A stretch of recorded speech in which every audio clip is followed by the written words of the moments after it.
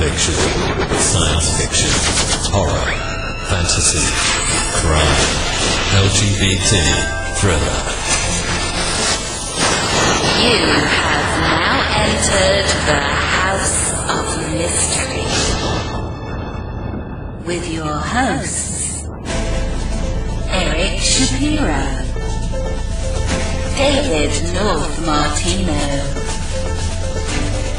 John Copenhaver, and Al Warren.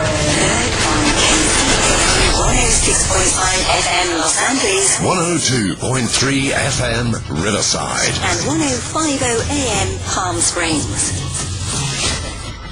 Welcome back into the House of Mystery. I'm Al Warren. Mr. John Copenhaver's here.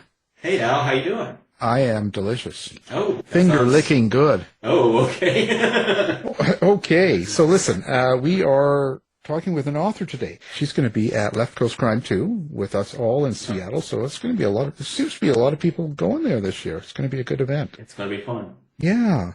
So now the book we're talking about is called Blessed Water, a Sister Holiday Mystery. And it's Sister Holiday Mystery Book 2. We've got the author with us, Margot Douaihy. Thank you for being here. Well, thank you so much for having me, Al and John. Margot, the type of books you're writing, Mm-hmm.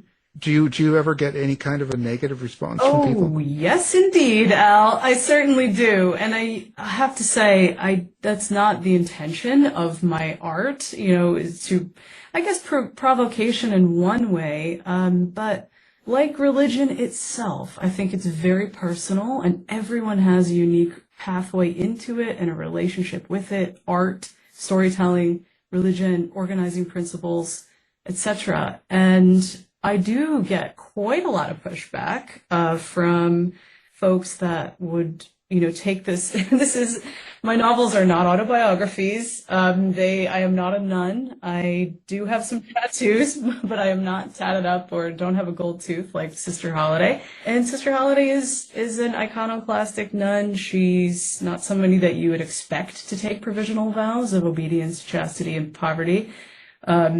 With the Sisters of the Sublime Blood. But yeah, some folks that I think hold specific ideas about what these religious representations mean to them, and they guard them and police them to the point where they think they own them. And even an artist like myself shouldn't be able to play in that playground. And I take that as, in some ways, I don't know, a representation of lack of confidence in the thing that you're trying to quote unquote protect. We can't police one another's thoughts. And so I think what people have inside, they push out. So in the case of getting nasty emails, there's perhaps something unformulated or nasty inside that's just coming out. And maybe, as John, as you mentioned, somebody has something they're not able to express in another kind of way or forum. They're going to punch wherever they can. And sometimes that's behind the safety of a screen or anonymously.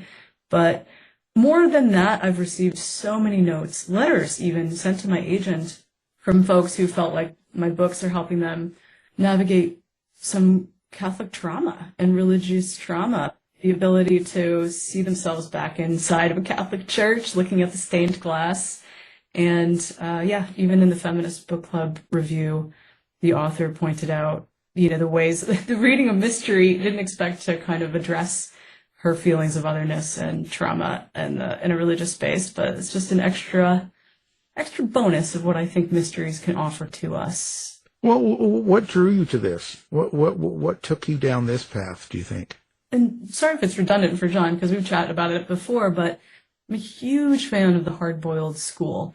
The voice of the swaggering, wisecracking lone wolf sleuth that is a bit obsessed in their own mind, and sometimes their first person narration, their obsessions, their dog with a bone attitude causes them to miss things, and their partialities and their occlusions even get in their own way. I like a flawed character like that. I am not a person who wants to write a very methodical police procedural in which every single, detail is covered with forensic scrutiny. I'm much more of the passionate, kind of emotional, hyperbolic, intense sort of sleuth. That's what I like. I love that about Raymond Chandler.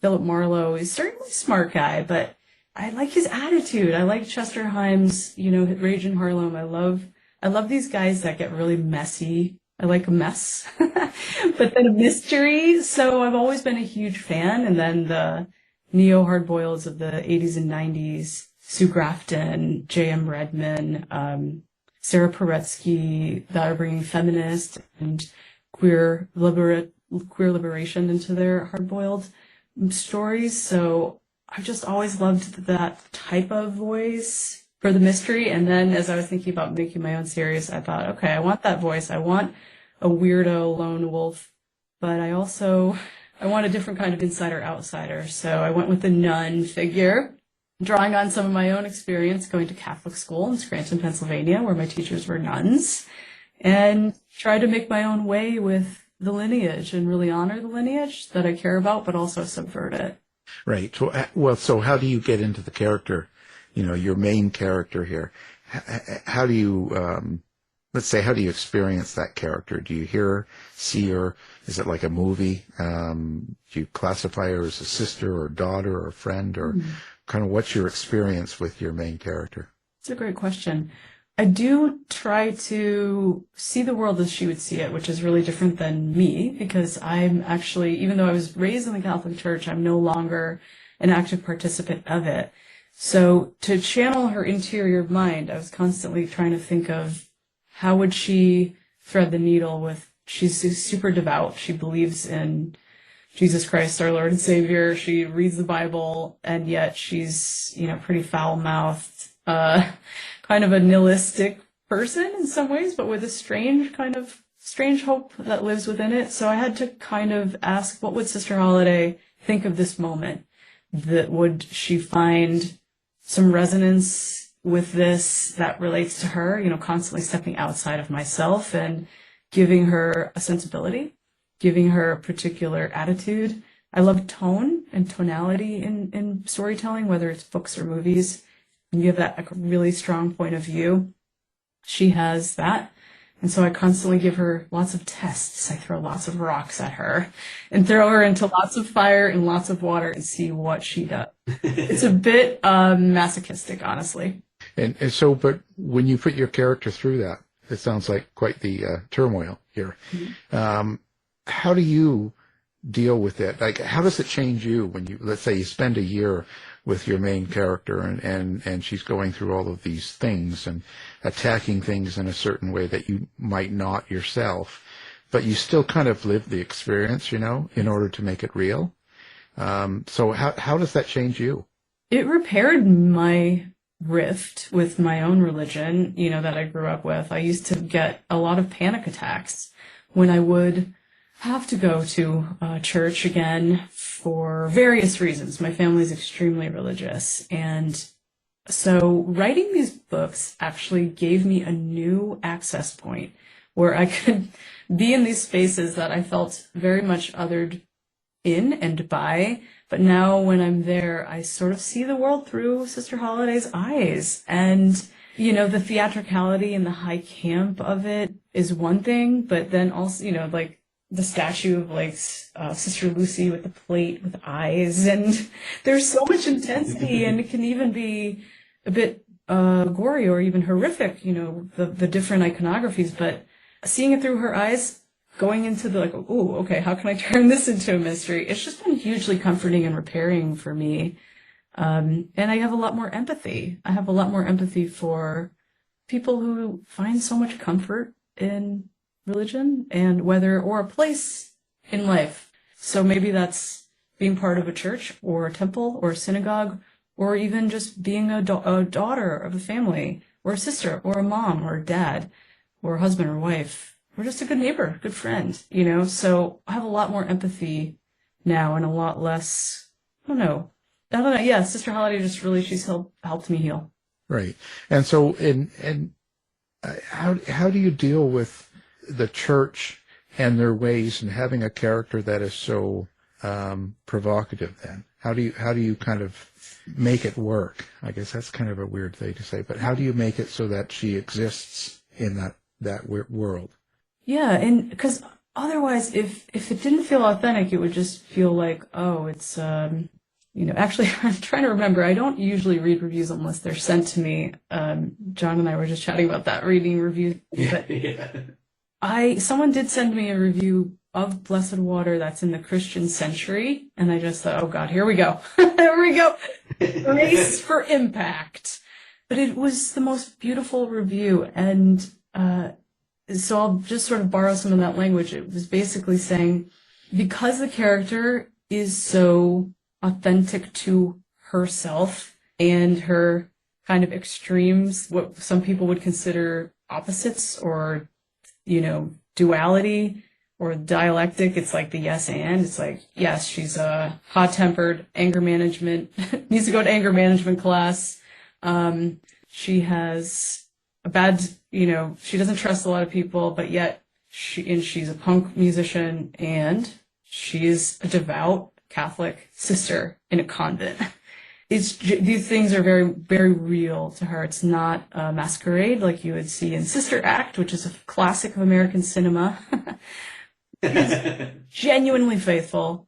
And so for me, that is how I can write a queer, a lesbian identified, 34-year-old, and Blessed starts in Scorched Grace, she's 33, Blessed Water, she's 34, that she's on a journey of her understanding of her place in the world and keeping it authentic and not trivializing or running into caricature, even though I like high style.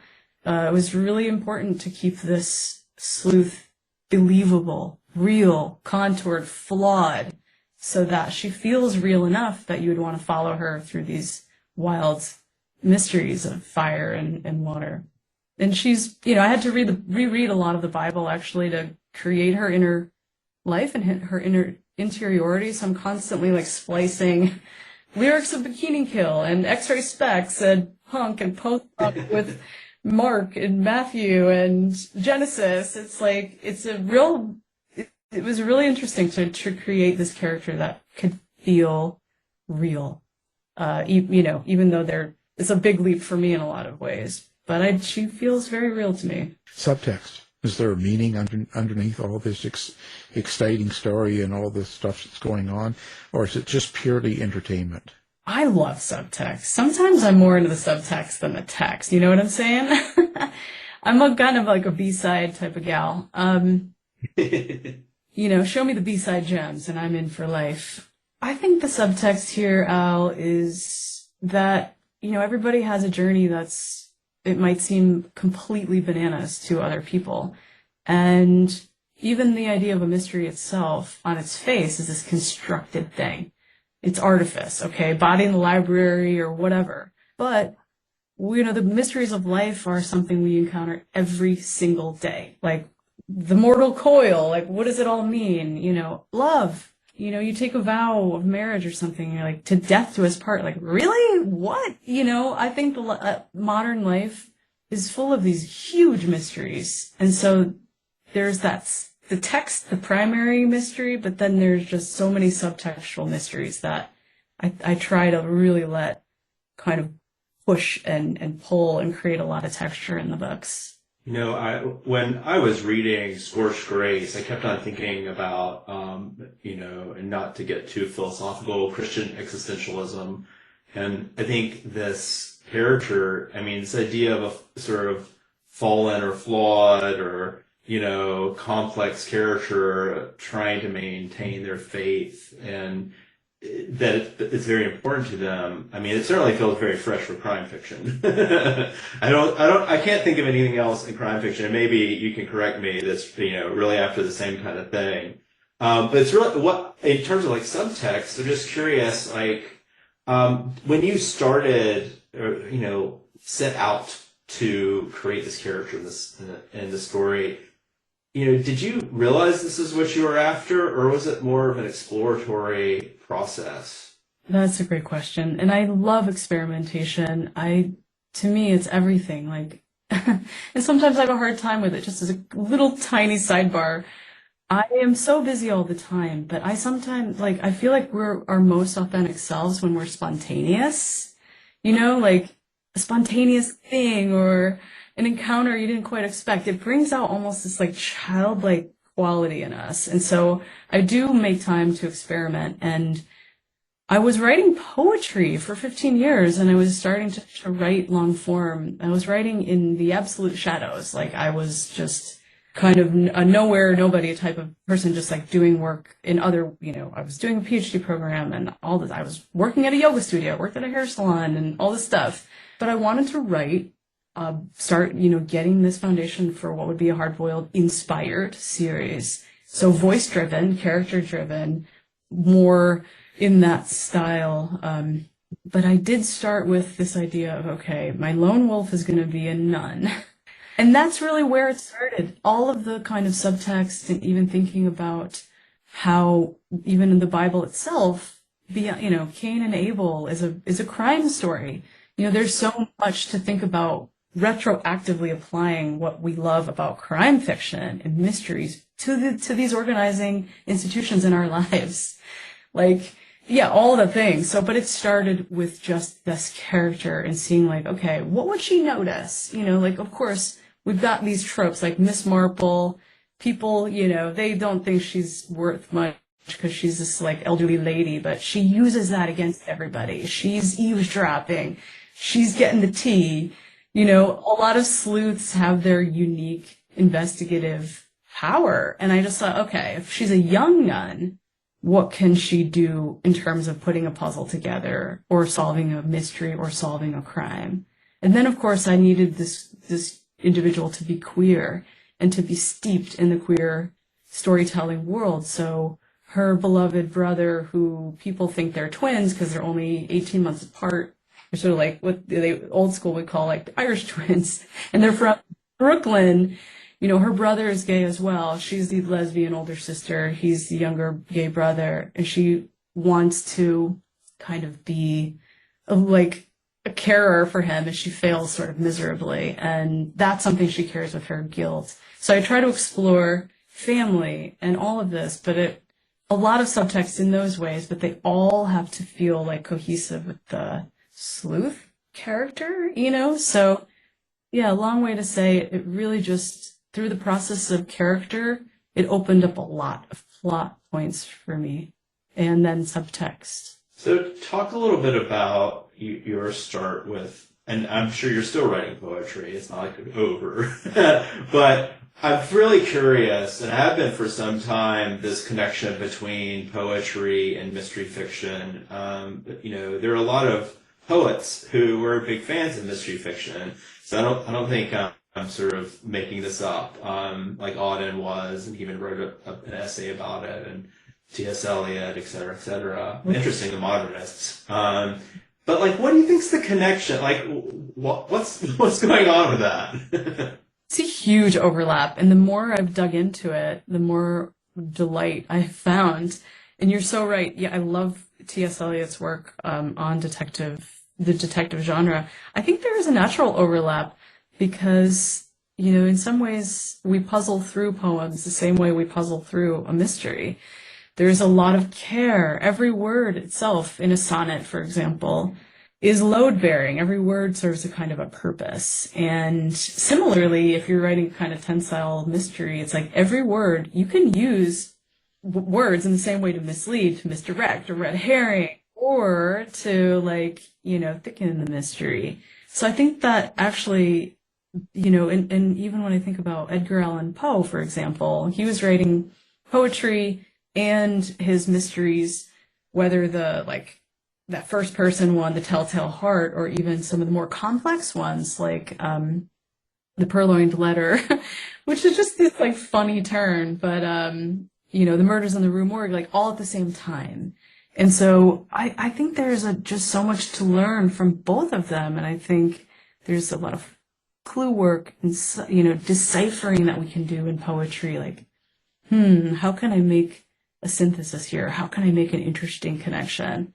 So I think it's actually they're really cool compliments and fun. Yeah, absolutely. I think it's fascinating. In fact, even I think Joseph Hansen, a sort of very famous gay crime writer who folks should read if they haven't, started off as a poet, or at least led to the crime fiction. So there's many examples. Now I know we're both teachers, so I'm going to ask a teacher question. I think, what do you think could be learned from reading crime fiction in an English classroom? Like, why should we be teaching crime fiction? It's often thought of as not, high enough literature, quote unquote, for study, but I know you study it and teach it, and I do as well. I was curious what your thoughts were. Oh, I think it's something I will die on this hill. I think it's so unique as a form of storytelling and art that I think it has enduring appeal. There's a new hunger for mysteries with every new generation. I'm Gen X, like Gen Omega, like everybody. It's always evergreen. Everybody likes to engage with a mystery, I find. It's not a scientific poll that I've done, but I think bringing it into the classroom provides a forum for thinking about how do we know what we know? I think detective fiction is actually an epistemological form. It's like a study of knowledge. How does a sleuth really put it together for themselves versus another kind of sleuth? So it's like thinking about how people see the world. What is their particular lens? Through that, we can deeply explore power, powerlessness, who's on the inside, who's on the outside, who has access. Social justice issues and questions are just one of the many, kind of cascade of benefits of thinking about detective fiction in a literary context.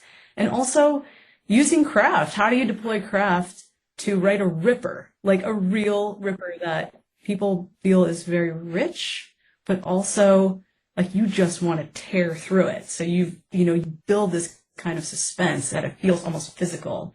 You're like, oh my God, I need to know. So you're using craft to make the stakes feel real, cross paint them. There's intimate stakes that are like softer or lighter than there's like bigger stakes, like literally loss of life. We see that in your book, The Hall of Mirrors, starting with this idea of like watching fire and, the idea of like exterior and interiority at once. And detective fiction allows that to come into our full focus, because we're looking at it like, okay, how is it crafted to be both withholding and revealing? How much does the author choose to kind of titrate? Like, okay, we're going to give a little bit here and then wait. So it's just, I think they're glorious craft case studies, really. And then plot twists. Oh my God. They're narratological. You get a plot twist like Dennis Lehane's Shutter Island or the Decagon House murders, and then there was none, there were none. Agatha Christie, like, how do you build a foundation to be completely flipped upside down? It's a beautiful craft exploration. I just think it's endlessly important to bring it into the curriculum. I have a question about twists since you brought them up, because I think about twists a lot. Yeah. And I still haven't decided this, and I'm curious what you think. But do we arrive at twists through kind of careful planning, or do we arrive at twists through exploration? And I feel like I have examples of both, so I don't know, maybe the answer's both. What do you think? I think both. I really do. Just like everything else, I think it's so unique, project to project. I'm thinking of, if you like the Alex Michaelides books, Silent Patient or The Maidens or The Fury, which just came out. I don't know about his process, but, they're almost like, they're the architecture is like to satisfy a need for twist. And, for me, I'm thinking about it, I always like to have kind of either a double cross or a triple cross. And I like it's almost like taking a stone and like skipping it, seeing how many bounces and skips you'll get. But I think it has to come from an authentic place. So if that's structure, great. You got to own it and you got to double down. Or if it's more discovery, again, You got to own that and triple down because, you know, if it's like completely out of left field, you lose a reader. And you're like, no way, no, you know? So yeah, I think it's depending on where you're coming from, just own it and make sure it feels authentic. You know, I wonder, when you write about the church part of it, do you write it as a setting, as a character? Oh, definitely. Yes. I mean, the stained glass, as you can see, like, I feel that they do, you know, the places that we're in, for better or for worse, reflect what we bring to them sometimes. And then the other side is true. Like, if there's a historic place that doesn't allow for much of your personal contribution, how do you make your little mark?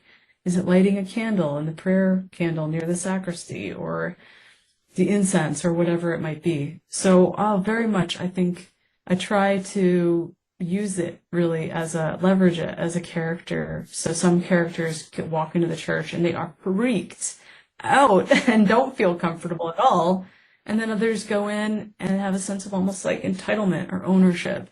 So just like New Orleans itself, where the books are set, I think each place has to kind of hum and ripple with its own thing. I like it when I'm reading Scandinavian noir and I feel like frostbite. I love atmosphere. You know, I love the DC of your books, John. I love to be shown something in a new way that you think you already know. It's like super fun. Did you know how many books you're going to do with a series like this? Yeah. You kind of have that? 4. This is a quartet, a limited edition. Quartet. Yeah, but so you kind of know where it's beginning and where it ends, and you're just kind of filling it in as you go, or do you have it all mapped out? I have the baseline mapped out. So like we were talking about before, I need to be spontaneous, but I also need to know that, you know, if I'm going on a road trip, I need to know the car that I'm driving. Like, there's certain things I need in order to be spontaneous and to bring my full self to it. So I do lay a baseline, and I actually start with the end. So I then kind of have to discover, it's like reverse Big Bang. I go backwards. I'm like, okay, I know the feeling that I want at the end. And in Scorched Grace, it's like incineration and complete burning and rolling around in the ashes, literally, and scorched. And then, you know, with Blessed Water, it's like submerging, swallowing, drowning, you know, bloodshed, tears, crying. So it's like I work backwards in that way, but I know for the 4, there's a broader arc for Sister Holiday, for Riveaux, for Moose, for Prince Dempsey, the major characters, and then each book has a mini arc for everybody. But I like an ensemble cast, so I also try to know what they're all doing, too. Do you hear all their voices in your head, too? Oh, yeah. Oh, yeah. And they each have to talk to each other, like Prince and Moose and Bernard and Sister Holiday. It's almost like a parent has to talk to all their kids. Like, it's not just like, you know, mom and 3 kids. It's like, you know, mom and Jeff, or mom and Al, and mom and John. Like, you each have to have your own unique relationship with the other characters, or else they're not fully developed enough, in my opinion. You gotta lock them up together and see what they do individually and then as a group, because I love that group. Maybe it's my like addiction to 80s or 90s thrillers and heists, but like I love a big group scene, and I love like an ensemble cast that really rips. Right, and who people are when they're with certain other members are sometimes quite a bit different when they're not. Do you know? Definitely, absolutely. Yeah. And that's something to catch, you know. Well, so they still let you have a driver's license when you hear all these voices in your head?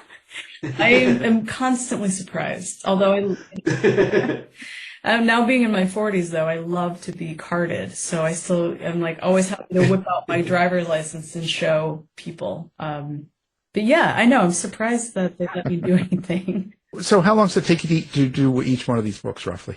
A year. But I will say, though, they've been living in my head for more than 10 years, sort of incubating and marinating.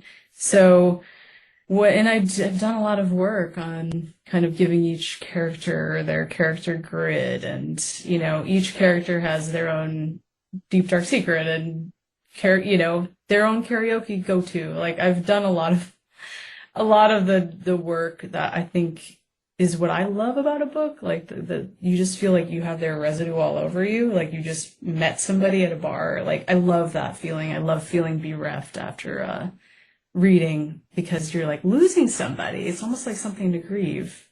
So yeah, but it takes about a year, and as a matter of fact, I need to really start writing the next one. Get to work. Well, so what's going to happen to all of your characters when you're finished with the series? Where do they go? Oh my God, Al, I can't even think about it. It's too sad. It's too sad. Actually, honestly, I haven't even thought about it, but I will say this one thing, little House of Mystery exclusive right here. This was going to be a trilogy, but now it's a quartet. Part of the reason why is it was agreed upon by the publishing team and my wonderful publisher, Gillian Flynn. But more like, I just thought, wait a second, I'll never write another book in Sister Holiday's voice. Like, I'm not ready to lose her. It's too sad. It's too crazy. So I was like, okay, we'll do another book. So I got 2 more with her. And then, but the arc is very clear in my head. So, maybe I'll do an occasional flash fiction like Sister Holiday's Christmas, which is just like a motorcycle bar fight and an orgy or something, but like a little flash fiction type of thing that honors the Black Mask magazine, the short forms. But yeah, 4 and done. I don't know. I can't even. You're going to be lonely. It's going to be sad. They're all gone. They're going to move out. They're packing up and leaving. They've had it. They want Ow, more. you're depressing me. They want more. They want more. You can't just end it like this. No. I think part of that. We have some time. We have a few years. They're going to John's house. They're moving there. Okay. They're going to be terrible renters, John. Trust me. Too many puppies. It's like better to read about them, not live with them, right? Exactly. You can love them, but maybe not like them. Oh, yes, indeed. I think that's true for my own characters. I'm not so sure I'd want them. I wouldn't want them to be house guests. Yeah, not in your house anyway. Someone else's. Yeah, sure. I love to hear the gossip. I just don't want to be the gossip. Yeah. Well, okay then. Well, this has been interesting, and really appreciate you being on the show. Of course, we've been talking about the Sister Holiday Mysteries, and we've been talking about Book 2, Blessed Water. And our guest is the author of these, Margot Douaihy. Thank you for being here. No, Alan, so much. I'm a huge fan of the show and of John, and I truly appreciate this. It means a lot. It really does. I love our writing community. I feel like I've landed at home in the crime fiction community. So thank you so much for welcoming me, and I look forward to hanging out in Seattle at the Left Coast Crime. Yeah, it's going to be a blast. This has been a production of the House of Mystery Radio Show. To find out more about our show, guests, or hosts, go to our website at houseofmysteryradio.com.